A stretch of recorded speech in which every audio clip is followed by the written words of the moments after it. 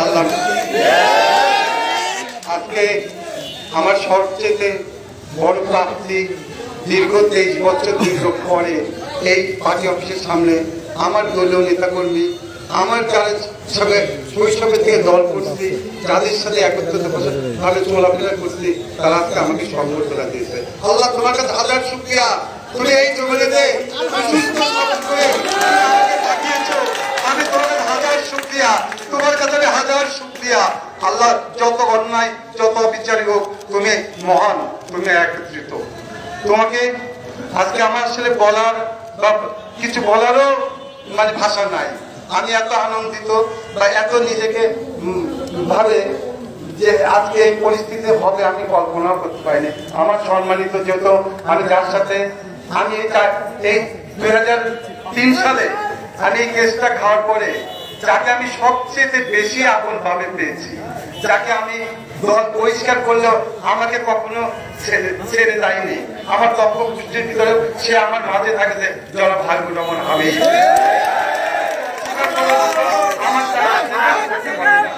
তাই যেখানে যে যেভাবেই থাকে, আজকে আমরা বিএনপির এই ক্রান্তি লগ্নে এখনো আমরা উত্তরায় যাইনি, এখনো আমরা লক্ষ্যে পৌঁছাতে পারি নাই।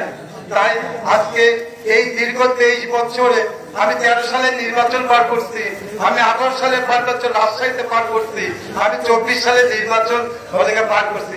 আমি রাজপথে থাকতে পারি নাই, কিন্তু আমার মনের ভিতরে জাগ্রত ছিল যে আমার দলের নেতা কর্মীদের মাঝে যেন আমি কোনোভাবে থাকতে পারি। আল্লাহ 15 বছরের ভিতরে আমার জেলখানাতেই আমি পেয়েছি।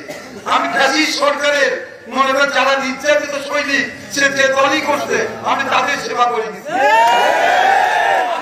আমি আমুজিকে নির্যাতিত, সে যে দল বলছে নির্বাচিত লোক, সে জেলখানে গেছে, আমি ঘুমের ঘরে হলে আমি তার পাশে এসে দাঁড়াই।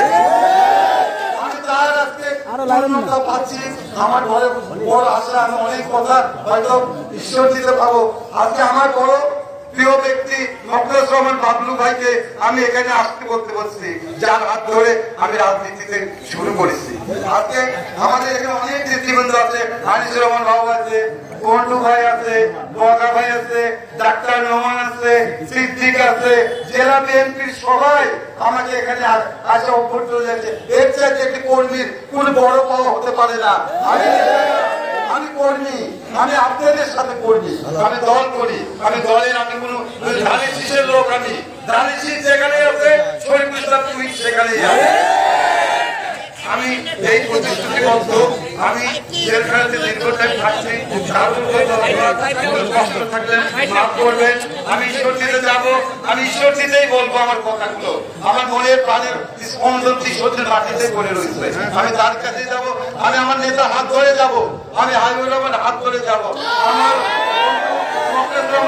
আমার রেজাল্ট সাইন আসছে, আল্লাহর বিশ্বাস আছে, আমাদের ঈশ্বর নেতৃত্বে ইনামুল আছে, অনেক নেতৃত্ব আছে, তাদের হাত ধরে আমি আজকে ঈশ্বর দিতে যাবো।